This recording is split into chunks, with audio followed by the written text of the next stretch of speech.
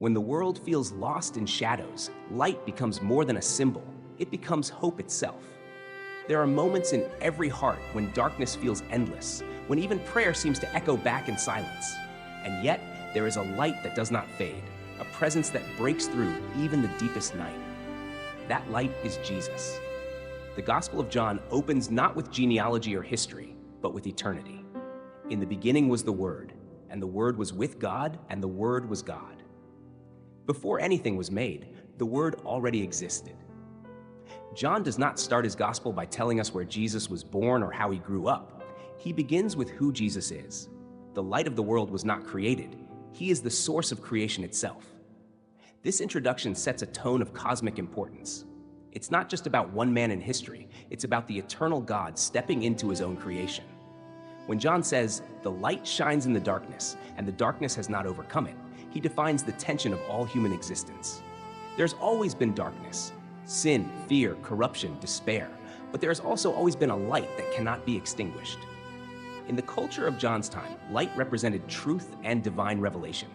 Darkness meant ignorance and sin. But John pushes the metaphor further. This isn't just moral or intellectual contrast, it's life itself against the shadow of death. The light is not simply teaching, it's a living presence that brings warmth, clarity, and renewal.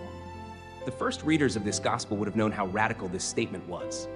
In a world ruled by Rome's might and bound by religious systems, claiming that a carpenter from Nazareth was the light of the world was revolutionary. Light, in John's gospel, is both an identity and a mission. It's who Jesus is and what he does. He exposes, reveals, heals, and restores.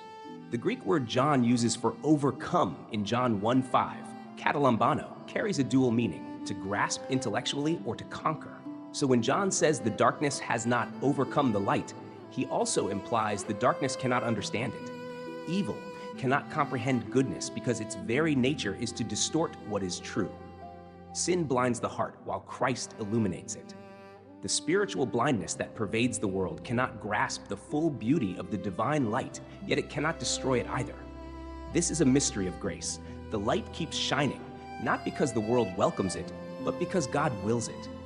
Jesus doesn't wait for the world to become bright before he enters. It is precisely into the night that he comes. John's prologue parallels the creation story in Genesis. "Let there be light," God said at the dawn of creation. Now in Christ, he says it again, not to galaxies and oceans, but to hearts and souls. The same word that once created light now becomes light for humanity. The Gospel of John invites us to see Jesus not as a distant moral teacher, but as the creative power of God incarnate. His light is not a reflection of something else, it's the original source. He doesn't borrow radiance, he is radiance. When John declares, "In him was life, and that life was the light of all mankind," it's a poetic and theological truth. Real life is impossible without his illumination. But what does that mean for us today, in the noise and confusion of modern life? Darkness takes different forms now. It's not just physical or political oppression. It's the silent weight of anxiety, the despair of isolation, the numbness of spiritual fatigue. We live surrounded by artificial lights, screens, cities, constant brightness. Yet inwardly many wander through shadowed valleys. The human heart can glow on the outside, but still feel starved within. That's the irony of our age. Technological brilliance, spiritual blindness. And into this paradox, the words of John echo across millennia. The light shines in the darkness, and the darkness has not overcome it. To follow Jesus as the light is not just to believe in his existence, it is to walk in his direction. Light reveals what was hidden. It makes us see ourselves clearly. When his light falls upon us, we can no longer pretend. We see the motives behind our actions, the cracks in our pride, the wounds we've hidden from others. That revelation can be painful. Sometimes we resist it. Darkness, though suffocating, can feel familiar. It's easier to stay unseen than to face exposure. But Jesus does not shine to shame us. He shines to heal us. His light is both truth and tenderness. It pierces but also warms. It reveals the wound and then becomes the balm. John's first chapter doesn't only introduce theology, it introduces conflict.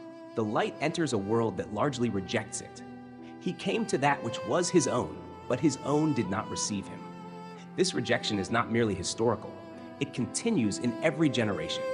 The light still shines, and people still turn away, preferring the shadows that hide their idols. Yet, even in rejection, the light does not retreat. It remains, calling softly to every soul willing to see. And that is the miracle. Light doesn't fight darkness with violence. It conquers simply by shining. No matter how deep the night, one flame still breaks through.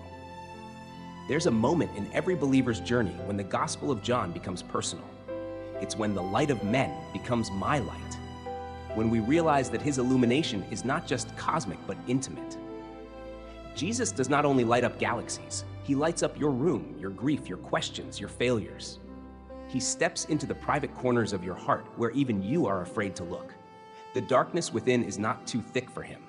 His light isn't fragile, it's fierce in its gentleness. He sees what we hide and still loves us. He names what we fear and still welcomes us. That's divine radiance in its purest form, truth wrapped in compassion. The Gospel also tells us that John the Baptist was not the light, but came to bear witness to the light. This distinction is crucial. Many things in life reflect light: religion, philosophy, good works. But they are not the source. We live in a world obsessed with imitation brightness. Influencers promise enlightenment, success, preachers sell positivity, self-help gurus offer light without cost. Yet all of these are mirrors. They can reflect, but not generate. Only Jesus can ignite the heart from within. Everything else eventually fades. The difference between reflection and source defines the difference between religion and relationship, between belief as ritual and belief as rebirth. John 1 unfolds like dawn breaking over chaos. Each verse pushes back the night: creation, incarnation, revelation. The world that once sat in shadows now has a face to look toward. Jesus doesn't just bring light, he is the light, and that light gives purpose to everything else. Once we see him, nothing else looks the same. The ordinary world begins to glow with hidden meaning: the kindness of a stranger, the beauty in suffering, the quiet moments of prayer. His presence transforms perception. To live in his light is to see differently, to see that hope was always there, even when we couldn't recognize it. But light also demands a choice. In John 3, Jesus says, "This is the verdict. Light has come into the world, but people love darkness instead of light because their deeds were evil." The light exposes reality, and not everyone wants to see reality. That's why spiritual growth often feels like both dying and waking at once. To walk in the light is to allow God to redefine what's beautiful and true. It's to let him rearrange our inner landscape, and sometimes it's to lose the comfort of illusion. Yet, in losing false peace, we gain real peace. In surrendering control, we find clarity. His light doesn't just show us who we are, it shows us who we're meant to be. Think of the blind man in John 9. Born without sight, living in perpetual darkness, he becomes the symbol of humanity itself. When Jesus gives him vision, it's not only a physical miracle, it's a theological statement. The light of the world restores sight where there was none. In that moment, creation happens again. The man doesn't just see, he believes. His healed eyes become a doorway to a healed soul. That's what the light does. It doesn't just change circumstances, it changes perception. And through perception, the entire world. The tragedy of modern faith is that we often treat Jesus like a flashlight, something to use when things go dark, then switch off when we feel fine. But John reminds us that his light is not optional. Without it, nothing truly exists. Through him, all things were made. Without him, nothing was made that has been made. That's more than poetry, it's ontology. Reality itself depends on his presence. The moment we disconnect from the light, life begins to collapse into fragments. Relationships lose depth, work loses purpose, morality loses meaning. But when his light reignites in the soul, everything starts aligning again. Truth regains its gravity, love becomes possible, hope feels real. Sometimes we look at the world and think the darkness is winning. We see wars, lies, cruelty, and despair. The night seems thick, but John's words stand as an unshakable counter-testimony. The darkness has not overcome it. The verb tense matters. The light shines, present tense, continuous. The darkness has not overcome past tense, completed failure. Evil tried once and lost forever. The cross looked like the extinguishing of light. But it was the very moment the light broke every boundary. Even in the tomb, the radiance of the Word was alive. When he rose, he didn't just conquer death. He made sure darkness could never again claim victory. Every believer's story is a reflection of that same truth. Every healed wound, every forgiven sin, every moment of grace is proof that the light is still shining. To walk in that light today means to live differently, to bring clarity where there's confusion, kindness where there's cruelty, hope where there's despair. The more we walk in it, the more we reflect it. Just as the moon reflects the sun, we become bearers of the light in a dark world. People may not see Jesus directly, but they can see his reflection in us through compassion, forgiveness, courage, and truthfulness. Our lives become living testimonies that light still exists, still shines, still transforms. That's why Jesus later tells his followers, "You are the light of the world." The source and the reflection meet in relationship. He lights us so that we can light others.